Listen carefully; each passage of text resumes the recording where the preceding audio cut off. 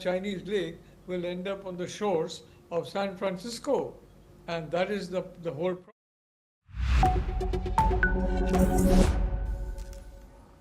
Hello and welcome. I am Thomas Porteous and you're watching NewsX World. Let's take a look at some of the top stories. President Donald Trump has warned he will slap a 30% tariff on imports from Mexico and the European Union starting on August the 1st. The move escalates his trade war after negotiations fail, a decision that has angered US allies and shaken investor confidence.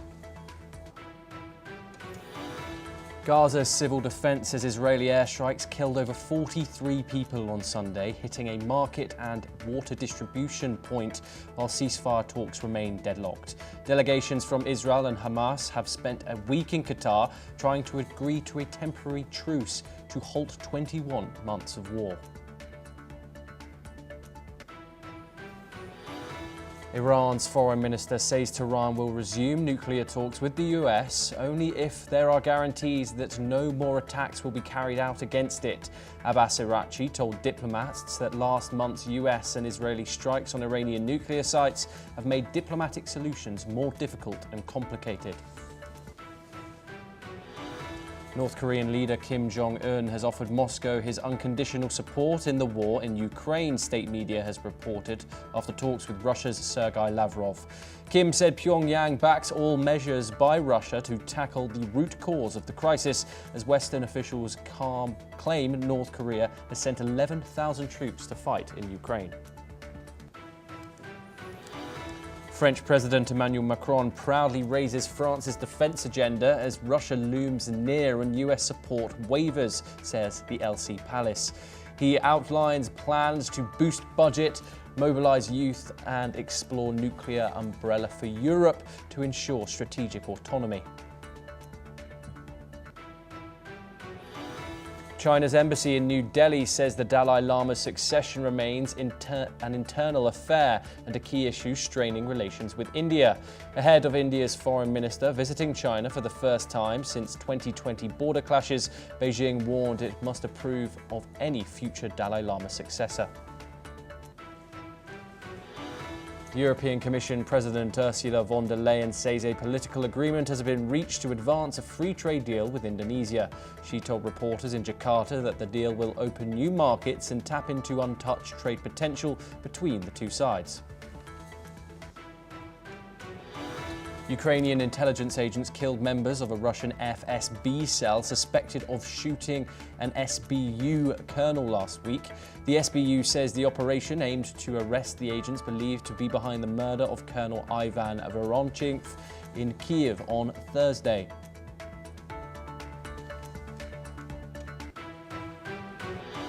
Now for our top story, we head to North America, where President Donald Trump has imposed a 30% tariff on imports from Mexico and the European Union, which start on August the 1st.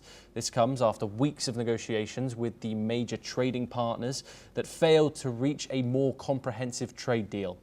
Trump announced the new tariffs on the two of the US's biggest trade partners in separate letters posted on his Truth Social platform on Saturday.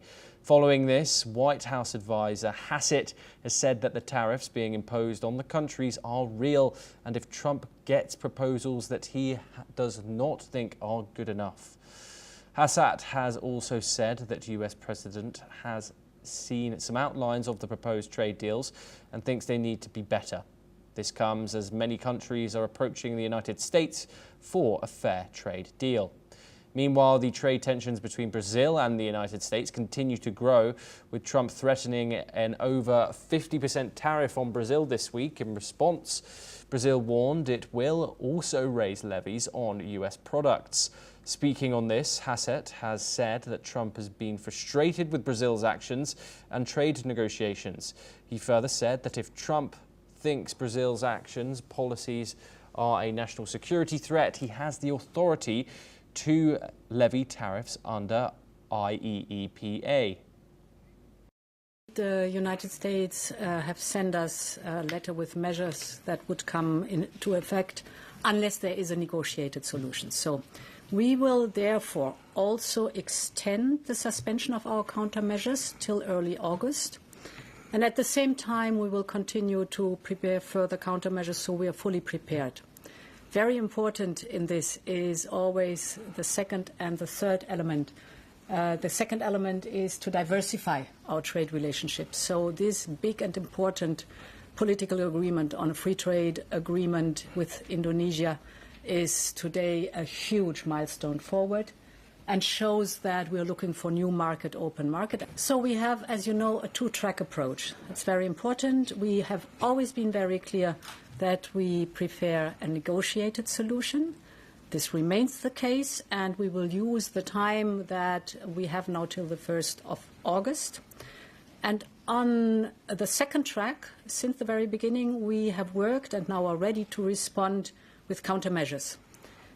We've prepared for this, and we can respond with countermeasures if necessary. So this two-track approach pays off because we are prepared.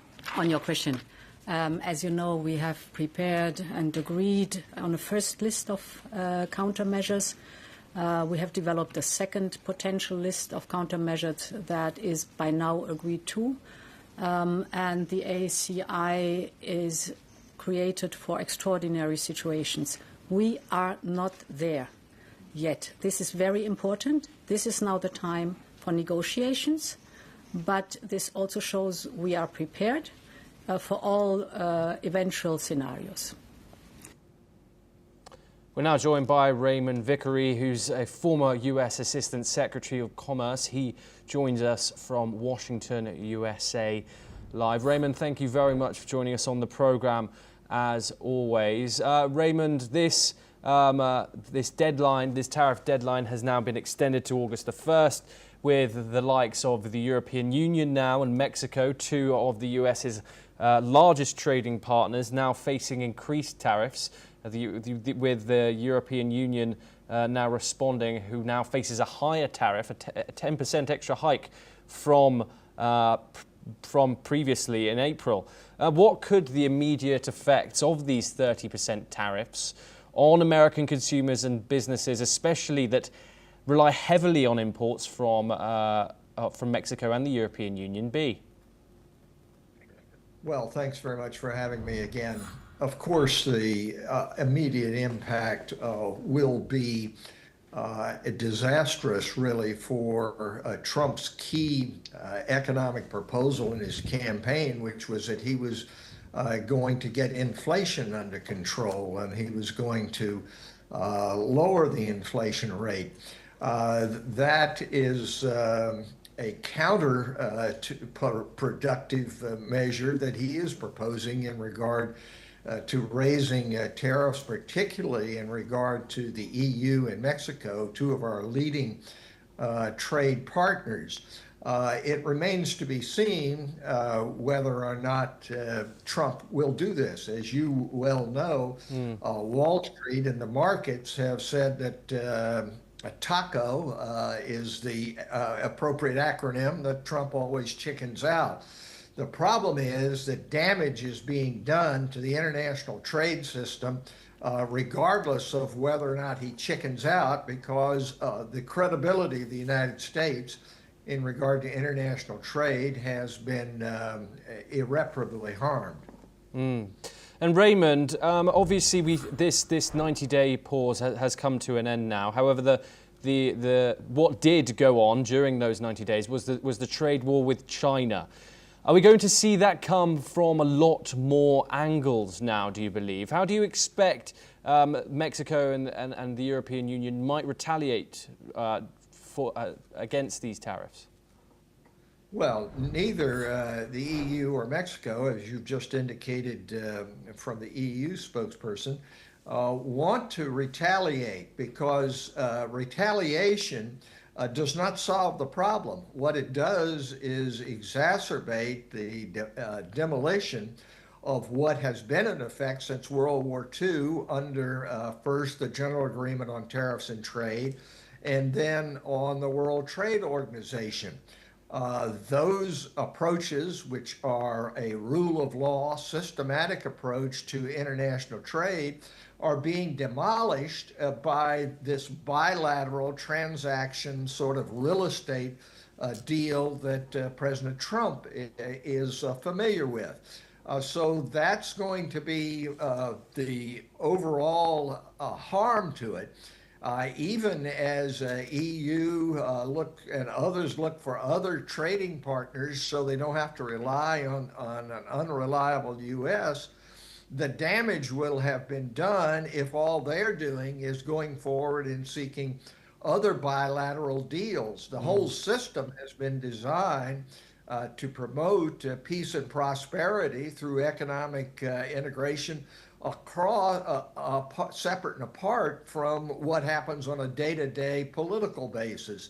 But Trump has set it all back more than 80 years, and it remains to be seen whether we can work our way out of this. Ross, Raymond, what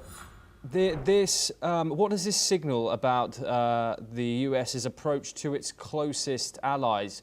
We obviously see on the diplomatic front here that people still like to remain close to Trump, while he is still imposing these trade tariffs, and we see some leaders, some claimed leaders, are even kind of bending to him in some way when it comes to their trade deals. What are your thoughts on the longevity of the attitude that Trump is going around with his closest allies? Well, I think it's very counterproductive. The truth is that you do not have separate worlds in which security, international peace exist, and then another world in which economic and trade exists. It's all part of one reality, and one may overcome the other at a particular time, but those all work together.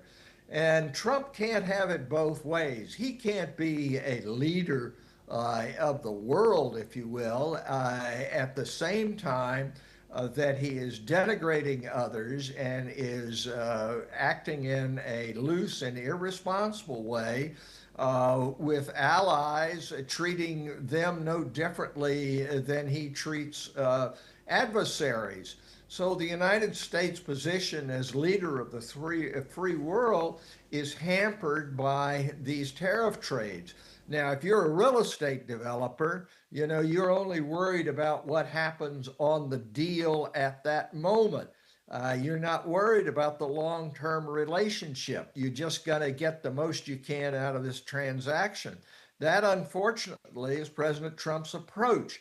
And it is one which does not augur well for building international peace and stability. And it has all kinds of secondary effects.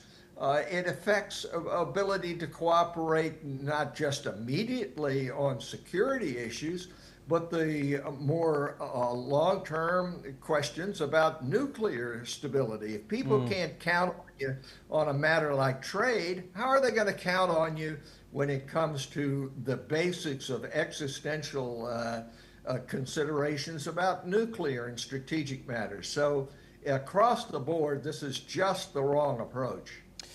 Raymond, do you think, obviously, that this is, I doubt, obviously we can't speculate here, but I doubt this is going to be the last time this happens in regards to another letter being sent out on Donald Trump's Truth Social announcing a new escalated tariff on countries who have yet to make deals.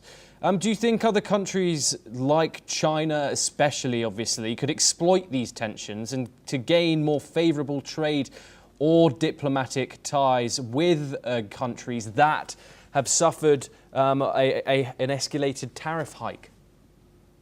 Well, there's no question that China, Russia are applauding what President Trump is doing, because it creates a vacuum, a change from what has happened since World War II in keeping peace and prosperity, in which the United States has entered into relations with other great democracies, whether they be India, EU, Japan, and has been able to hold in check the lawless tendencies of authoritarian regimes like China and Russia. But if you take that away, of course, China just tries to slip immediately into leadership positions, and Russia will exploit those as well. Raymond Vickery, thank you very much. Pleasure having you on the programme, as always. We now move over to the Middle East for our next story, where according to Gaza's civil defence, Israeli airstrikes killed at least 43 Palestinians on Sunday, including 11 at a market in Gaza City and 8 children at a water point in the Nuseirat refugee camp. The violence occurred as ceasefire talks between Israel and Hamas, now in their second week, stalled. Delegations in Doha accused each other of blocking efforts for a temporary truce to end 21 months of conflict.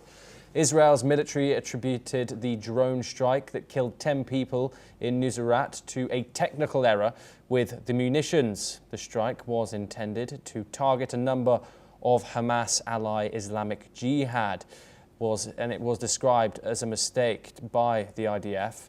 The incident is now reportedly under investigation by the military.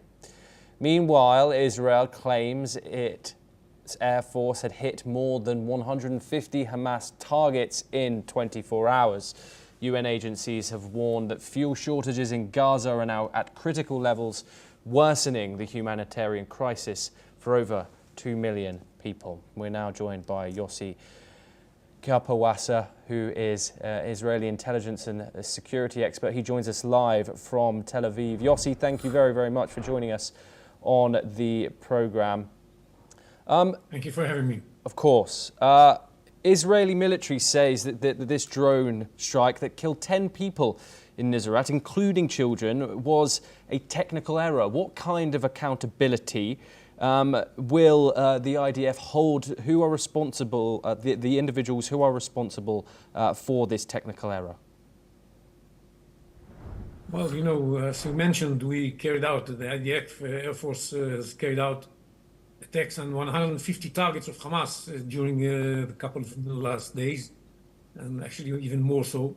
And it turns out that there was some technical problem with one of the attacks. That's a pity. And but the fact is that Hamas is hiding amongst those civilians, near to those civilians, and that probably was the reason for that mistake. But we have to fight against the Hamas terror organization wherever they are. And if they think that they are going to be able to hide behind the civilians, well, it's a mistake, because we are able to reach them even when they are hiding there. Sometimes this goes with some sort of collateral damage. This is a very pity. We don't want that to happen. If there are mistakes, we admit that we do make mistakes from time to time. But it's very rare, and most of the time we hit the proper targets.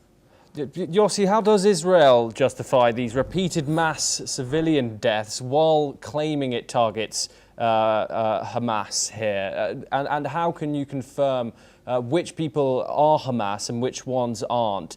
8 children proposed to have been killed at this water point as well today. What are your thoughts on that? Well, we have a system that identifies the targets based on intelligence. And we have good intelligence, including in the Gaza Strip. We could have better intelligence, but we have a good intelligence in the Gaza Strip. And before we carry out an air attack on any target, we have to make sure that the target is the appropriate target. And this is going through legal advisors' authorization. We don't just shoot without considering all the considerations that would make us certain that this is the right target. It's a difficult situation. It's difficult terrain. The Hamas is hiding amongst the civilians, and it's very difficult to identify them between the civilians they are hiding in. But we managed to do it most of the time. Just in the last couple of days, we killed several key figures in Hamas, including the commanders of some of the battalions and some of their supporters. We do a very precise job in all of that. In this case, unfortunately, we had a technical mistake. This happens in a war when you launch so many attacks against terrorists. It's from time to time it may happen that you may have a technical mistake. It's a pity. Yossi, it's obviously over 57,000 people been confirmed dead now by the Gaza and the Health Ministry. Not confirmed, apologies, used the wrong words there. However, those are the numbers that we have as these... the numbers of Hamas. I did clarify that, Yossi, and obviously we can't have that checked by outside agencies as Israel isn't letting anyone into Gaza to check those figures. So as I do stress that is those are the numbers coming out of the Hamas-run health ministry in Gaza. However, the international pressure is rising here, as well as pressure for a ceasefire deal being pushed by Donald Trump. If a ceasefire deal isn't announced soon, and these civilian deaths continue, these images of children being killed and civilian deaths continue to come out of Gaza, do you think Israel is at real risk of completely alienating itself from its Western allies, from the international community as a whole? Well, a couple of things. First of all, the numbers are misleading, because these include the numbers of the terrorists themselves who were killed. And we killed already something like 25,000 terrorists. So even if the numbers are around 50,000, it means that the collateral damage is one. So the ratio of civilians to terrorists is 1 to 1, which is a very. But Yossi, those are the IDF's numbers. I'm talking about numbers that have been checked from a neutral body or organisation, which that has not been done as Israel won't let any independent organisation into the Gaza Strip. I'm saying that even if you take the numbers of 50 to 55,000. Dead, the 25,000 of them are terrorists of Hamas, so the ratio is 1 to 1. But Yossi, that's not confirmed. That's not been confirmed. That's not being confirmed. That's Israel's numbers, and I have to stress to our viewers, these have not been checked by an independent organisation. We are checking them. Israel checks its numbers. Israel knows when it hits a terrorist. We killed so many terrorists in Gaza in the last 21 months that yes, this is the number that Israel uses, and it's not confirmed by whom. It's confirmed by Israel. That's the important thing, and this is about half of the total number of casualties. Yes, so, I think remember that. Keep that in mind.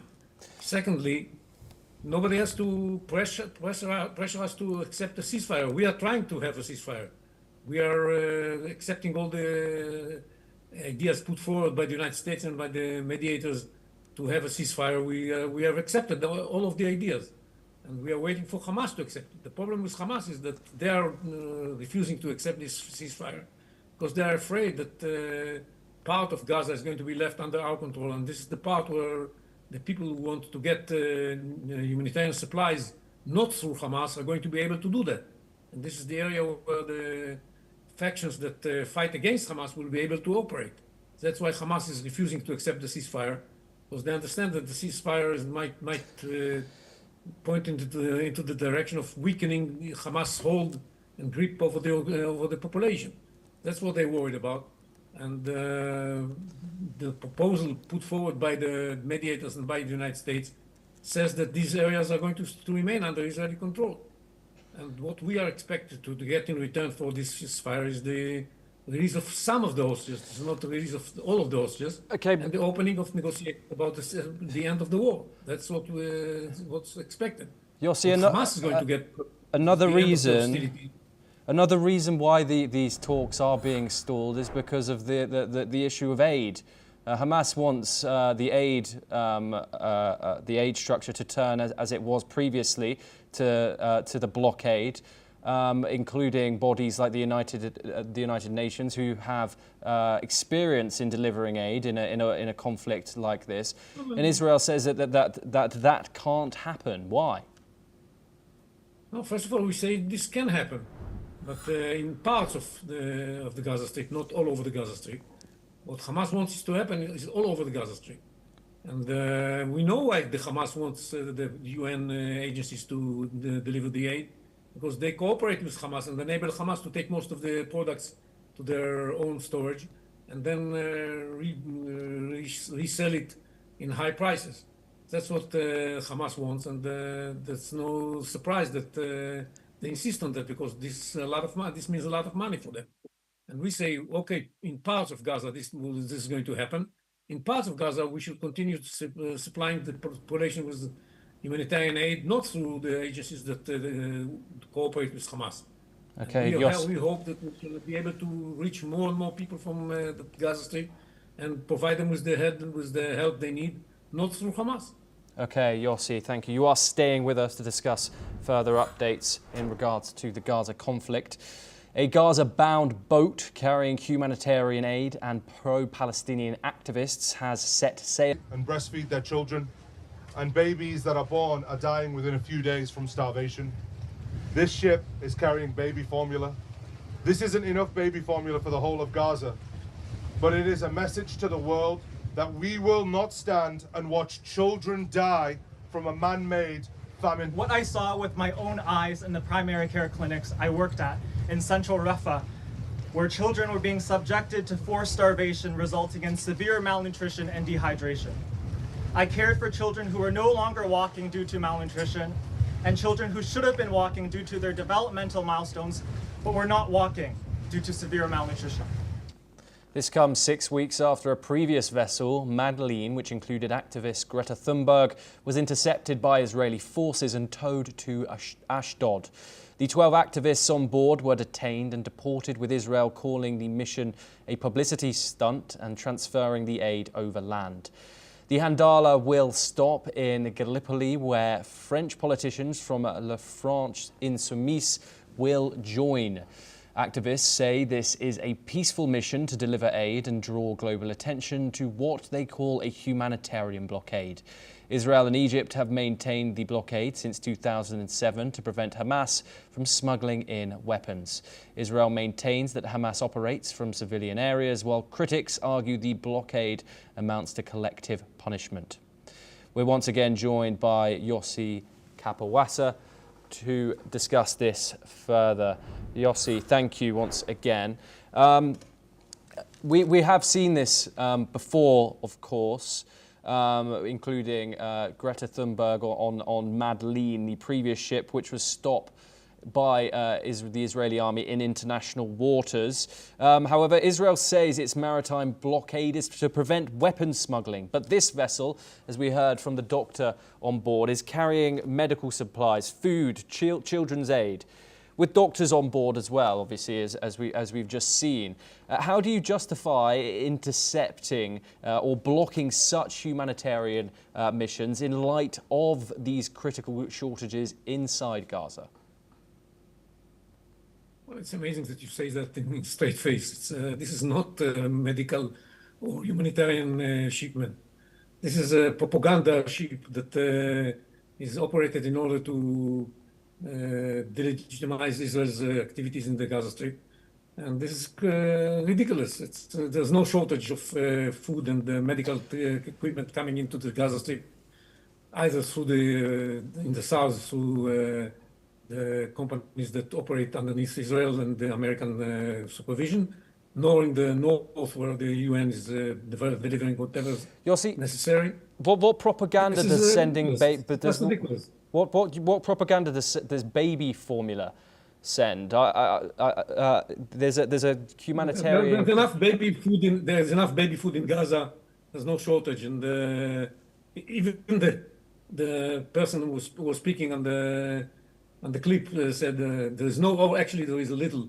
There's no little. There's enough, and there's no problem of supply of anything. And if you want to supply anything, we operate a full system that supplies whatever is necessary. Okay.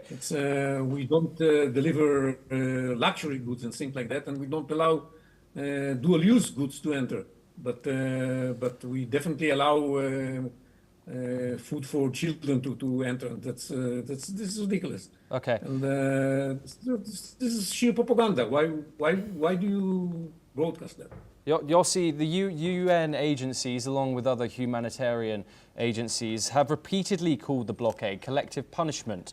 Given Gaza's hospitals, they're warning that they're days from shutting down for lack of fuel and supplies, how does Israel keep defending this blockade?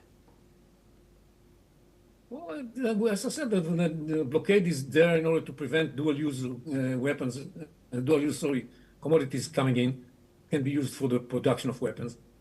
That's why the blockade is there. And it's totally legitimate and legal according to international law.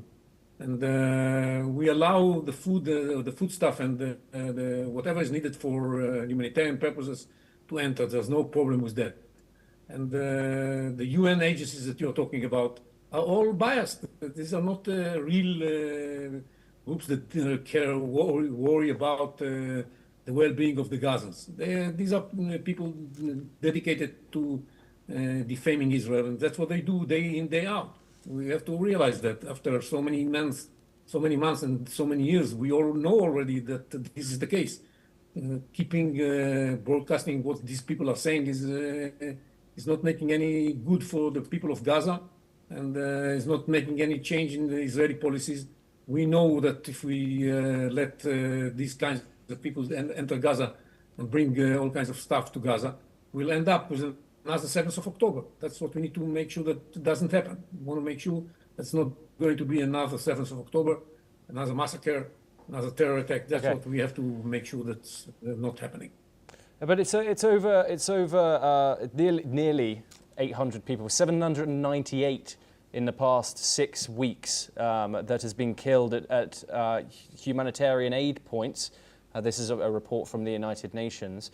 With numbers coming like this, what do you think that the international community, humanitarian agencies are going to look at the Gaza Humanitarian Foundation and say that is enough, that is enough to tackle the humanitarian crisis that's going on in Gaza, that we see images of constantly throughout both mainstream media and on social media?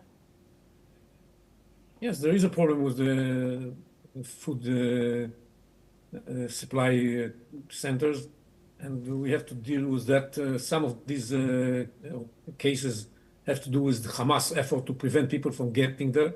Some of these cases have to do with the fact that soldiers are shooting at the people that are rushing towards them instead of standing in line. There are all kinds of cases. Each one of them has to be dealt with and verified and seen, interrogated, and seen what has really investigated, and seen what has actually happened. I think the numbers are inflated dramatically, but this is not something new for us. And I think that we have to improve the way we handle these dissemination centers of the food. That's definitely something has to be improved over there. Okay. Yossi Kapawasa, thank you very much for joining us on the programme. We now move over to another update from the Middle East, where Syria has signed a $800 million deal with UAE-based DP World to boost its port infrastructure and logistics services. The agreement, finalised on Sunday, will see the development of a multi-purpose terminal at the port of Tartus, along with plans for industrial and free trade zones. The signing ceremony was attended by Syrian President Ahmed al-Shara and builds on a memorandum of understanding signed in May. This agreement comes just weeks after US President Donald Trump officially ended a long-standing US sanctions program on Syria. The move marked a major shift, opening the door to foreign investment, trade and humanitarian engagement after years of international isolation. The DP World deal is one of the first major foreign investments since the sanctions were lifted, signalling a potential turning point for Syria's post-war economic reconstruction. We're now joined by Scott Faulkner, who's the head of Eagle Enterprises, a security firm. He joins us live from Washington. Scott, thank you very much for joining us on the program.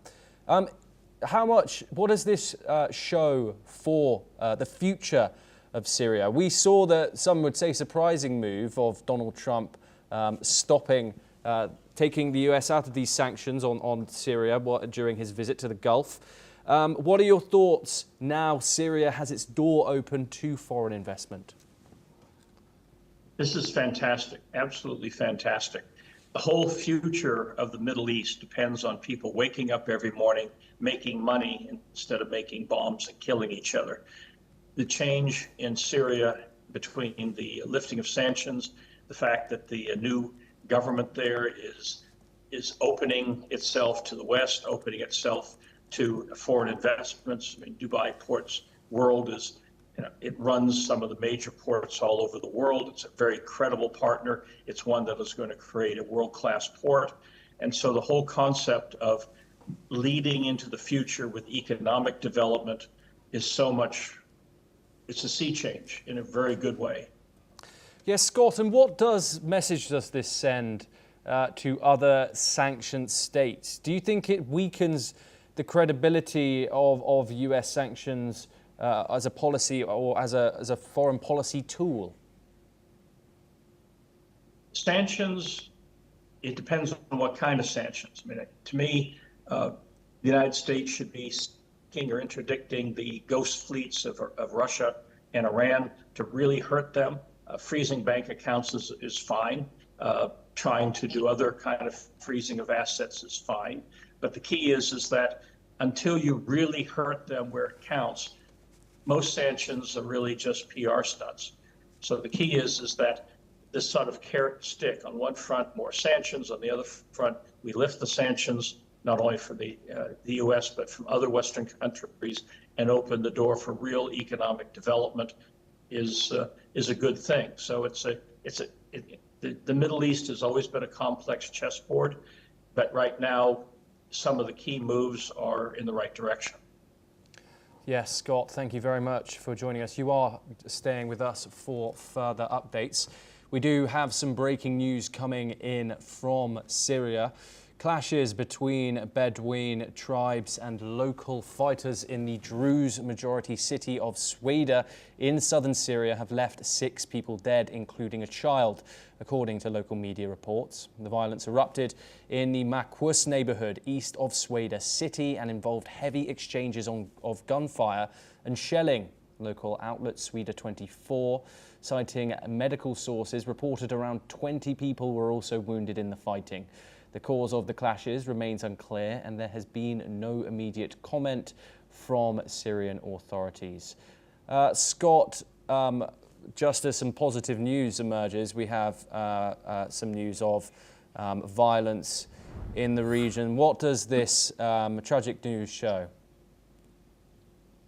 It shows that a lot of the Arab world is still very tribal, and it's up to centralized governments to find ways to engage, incorporate, and empower these tribal societies into the future. And so there's always going to be a warlord that is going to fight change. There's always going to be a warlord that is going to think that guns are still the answer. And so the key is engagements like this are tragic, but the key is how does one incentivize, especially the people under that warlord, to be part of the future. Scott, thank you. We will bring you more updates in regard to that developing story.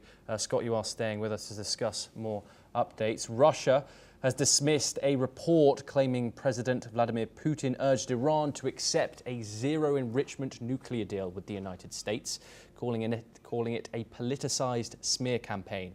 The statement came after Axios published a story suggesting Putin pushed Tehran toward a nuclear compromise with Washington. Moscow's foreign ministry strongly rejected the claim, saying it was intended to stir tensions over Iran's nuclear program.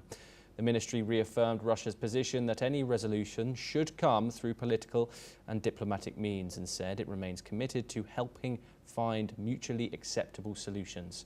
The statement also urged international media to avoid spreading unverified information and to cite only official sources. We're once again joined by Scott Faulkner, who's the head of Eagle Enterprises.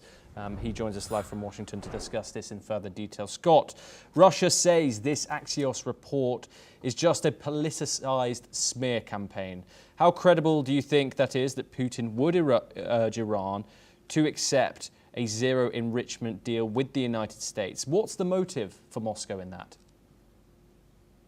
Well, I think that the issue here is that Putin may be trying to have it both ways. On one front, he obviously wants Iran to continue to be a foil to the United States and to the West. It helps divert attention and resources from his own expansionist campaign in Ukraine and possibly other places in the future. So it's important for him to keep Iran viable and in play so that our focus is not just on him. On the other front, he may be saying to Iran behind the scenes, your nuclear program has been crippled. Let's focus more on your client states, Hamas, Hezbollah, Houthis, and try to do other things along those lines to disrupt the West. So it could be him trying to do a wink at Iran on one front and try to project strength on the other. Again, Russia has always been very opaque on what they really are saying and what they're really doing. And so Axios may have good sources, they may not. Scott, now let's move on to the nuclear talks. If this report is true, it would mean Russia is pushing Iran closer to a US-favoured position. Wouldn't that contradict Moscow's own leverage over Tehran? And why would Putin want to help Washington secure a tougher nuclear deal on Iran? I think it gets back to his chessboard, which is the Ukraine, that the more he looks like, and again, we're talking looks as opposed to substantively, looks like he's helping America on one key area, it may lessen America's attention to him on the other. Right now, we're waiting on what Trump is going to say on Monday regarding the future of Russia and the future of the Ukraine. And so this may be an attempt to blunt some of whatever Trump is about to issue on Monday. Now, obviously, we're certainly not coming to an end to that saga, but we have seen an end to the 12-day war. However, Iran's government has long insisted on its right to enrich uranium. Do you think a zero enrichment outcome is realistic at this point, or a non-starter regardless of any outside pressure? Iran wants to have a nuclear bomb, plain and simple. It's part of their almost genetic makeup of the regime that has run Iran since 1979. They want to be a regional power. Being a nuclear Iran helps them be that regional power or meet that aspiration. So I think that there's already workarounds that whatever is left of the Iranian nuclear infrastructure is already trying to resurrect itself. Thankfully, Israel and other Western intelligence sources are monitoring it closely. And if they move in any really tangible, substantive way, I think you'll see more assassinations, you'll see more sabotage, and you'll probably see more strikes. So so Iran has to really weigh what its future is. At this point, again, as I've talked many times before in these shows, unless there's a regime change, Iran will always be a bad actor in the world, and certainly in that region. Scott, thank you very much. You are staying with us as we move over to North America for our next story, where President Trump's top immigration officials have come out defending the use of aggressive snatch and detain tactics by masked and armed federal agents, days after a federal judge ruled that arrests were being made based upon race alone. Trump's border czar, Tom Homan, and Homeland Security Secretary Kristi Noem made the administration's case on the Sunday talk shows, just a day after a farm worker died in California after being injured in a raid on a legal cannabis farm. On a show on CNN, Homan said that physical description cannot be the sole reason to detain and question somebody, adding it's a myriad of factors. However, he acknowledged that appearance was one of those factors and said that there were sometimes collateral arrests of innocent people in targeted raids. He further said the administration would comply with the judge's decision but fight it on appeal. Trump, who campaigned on a pledge to deport millions of undocumented immigrants, have taken a number of actions aimed at speeding up deportations and reducing border crossings. We're now once again joined by Scott Faulkner. Scott, a federal judge has ruled that some of these arrests were based on race alone, which is unconstitutional, according to the court. How does the administration justify continuing these raids that have been found to legally violate civil rights? Well, first of all, since the beginning of the deportations under Trump, the left-wing groups have been constantly finding the most left-wing, Obama or Biden-appointed judges to help them cripple America's effort to restore basically sanity to its immigration system and to close its borders and to achieve viable homeland security. So having another left-wing judge screaming that it's unconstitutional is just part of their strategy to cripple what needs to be done. And you have to remember that under Biden, almost 21 million illegals from 99 different countries came into this country, came into America. Many, and a good portion of them, certainly at least 10, maybe 20% of that 21 million are basically cartel members, are drug dealers, are murderers, are rapists, or human traffickers, and those need to be removed. The other people are complicit, in some cases actually helping them with their illegal activities in this country. Now, in the case of the California raids on what are basically legal marijuana sites, these were people that were running human trafficking. There were at least a dozen young people, which is illegal. Child labor is illegal in America. It's illegal in California, and they stopped that. They basically rescued those children. Scott, there's been serious issues in regards to mainly the detainment of immigrants here. We've obviously just seen this incident where a worker died in California after being injured in a raid on a legal cannabis farm. We've also seen incidents of the wrong people being deported, innocent people being deported. You have the famous case of Kilmar Abrado Garcia, who's currently in El Salvador. The Trump administration admitted it made a mistake, yet has refused to return him. Do you think that if the administration knows it has gotten something wrong, it is his job to do its due diligence to correct that mistake? What are your thoughts? Well, of course, you want to get it right 100% of the time.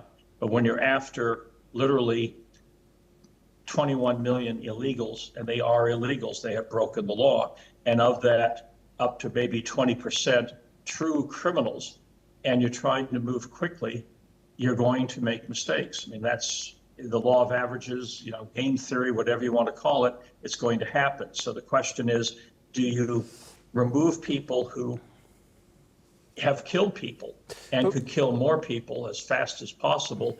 Or do you basically, look at, I'm doing 98% right and saving lives and making America stronger and it's more secure? Or do I basically grind everything to a halt so that I do 100% and people die, more drugs are flow, more people are exploited. So it's one of these things that when you're dealing with homeland security, when you're dealing with lives of innocent people who've been raped, killed, and exploited by these cartels, by these horrible people who've come into this country, what is the threshold for action? And it's always a dilemma, and mistakes are always going to be made unless you just stop doing everything, but we cannot stop doing everything. Scott, one would argue that these mistakes that happen, that the Trump administration has acknowledged in the past, the administration hasn't accepted the human cost of these operations. Do you think the administration should accept responsibility for this human cost of these operations, even when these legal workers are being targeted? Well, for the last 4 years, you had an administration that did not take responsibility for the women who were raped and murdered by illegal aliens. So so some of the people who are screaming about Trump and his administration not doing it, were incredibly silent during the last 4 years when real horrible people came into this country, were actually allowed into this country in some cases, and killed, raped innocent people. So there's a lot of disingenuous posturing here that I really think people need to think about. Okay, Scott Faulkner, thank you very much for joining us on the program. We now move over to South Asia, where the succession of the Dalai Lama remains a contentious issue between China and India. The Chinese embassy in New Delhi said on Sunday, as India's foreign minister is set to visit China for the first time since the deadly 2020 border clashes. A spokesperson for the Chinese embassy, Yu Jing, criticized some Indian figures in strategic and academic circles for making improper remarks on the Dalai Lama's reincarnation. Recently, Indian officials and analysts have backed the Dalai Lama's stance that China has no role in determining his successor. The Dalai Lama reiterated his position during celebrations attended by Indian ministers. This statement has once again stirred tensions, as China insists the Dalai Lama's succession must be approved by Beijing. The spiritual leader, living in exile in India since the year of 1959, is a symbol of Tibetan identity, and his presence in India is seen as a diplomatic leverage for New Delhi, which also hosts a Tibetan government in exile and around 70,000 Tibetan refugees.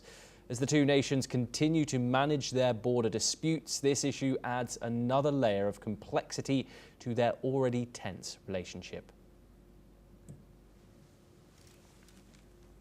Now we move over to Europe, where French President Emmanuel Macron is all set to announce new French defence targets in the face of Russia and concern about the strength of Washington's commitment to the defence of Europe, as per some reports by his office. It further said that despite France's difficult budgetary situation, the president's announcements will be major. French military and security officials have been warning of global threats weighing on France. France's defence budget has already increased sharply since Macron took power, rising from $37.6 billion at current rates in 2017 to $50.5 billion currently, and is projected to reach 67 billion euros in 2030. Meanwhile, several NATO countries are boosting their military spending after the alliance's members agreed last month to spend 5% of their gross domestic product on security. We move to a related development now, where France has announced that its defence relations with Australia have fully recovered following a dispute over a submarine contract in 2021. French ambassador to Australia, Pierre-André Imbert, stated that both countries have made significant progress in rebuilding their partnership, with defence and security now at the heart of their cooperation. Not only this, Imbert also talked about the AUKUS agreement. Let's listen in to what he said. So, since the election of the Prime Minister Albanese in 2022, and so there had been a restart of our relationship between President Macron and Prime Minister Albanese, and so we work hard to have a very ambitious bilateral roadmap, and we have a lot of cooperation, and the first pillar of our cooperation is defense and security. I would say it's more an issue for Australia for the moment, and of course we are always discussing with our friends of Australia, but for the moment they have chosen the AUKUS and the first pillar, and they are in the implementation of this. It's the exchange that they ask. In a major step forward, European Commission President Ursula von der Leyen and Indonesian President Prabowo Subianto announced a political agreement on a long-awaited free trade deal. This milestone follows years of negotiations between the European Union and Indonesia, aimed at boosting trade and investment.